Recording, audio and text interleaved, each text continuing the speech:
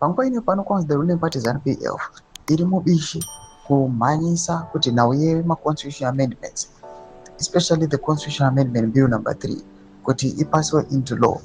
Tione kwakunzi the Constitution Defenders Forum youya panguva ino ichibloka, panguva ino yasubmita another petition ichiuya ichibloka these developments. Zanapinda mashuka anobuda kuchiona kwachinzi in this month mwedzi uno wa May ari kutarisirwa kunzi nhau dzeCape 3 dzogona kufambirwa dzikapera.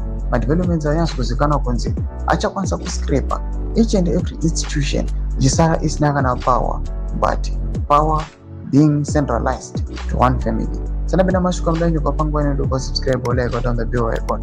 News ox anobuda chiti the Constitution Defenders Forum formally submitted its detailed constitutional position to Parliament, rejecting Constitutional Amendment Bill number 3 in its entirety. Toma developments are kuda panguva ine tana kuti Constitutional Defenders Forum iri kuzama nepainogona napo achiti aiwa zvokuda kuita the constitution ish people must look, people must take it serious, vaona kuti zvinhu izvi hazvisi kufamba uye hazvibodi.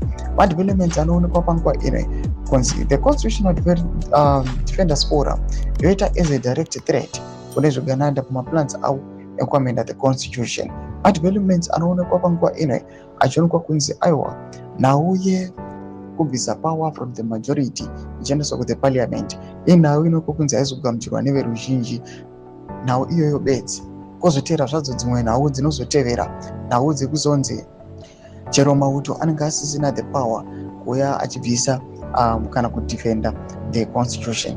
Imbotidza mafunguro enyu muri kudii pamusoro pe-these efforts ari kuitwa ne-these constitution defenders. Panguva ino inoonekwa kunzi the opposition haichatombozivikanwa kunzi kune opposition yeZimbabwe. Bhera comment section medu dzafunguro enyu muri kudii pamusoro pechitiko ichi. Usaone subscribe or like, until on the bell icon.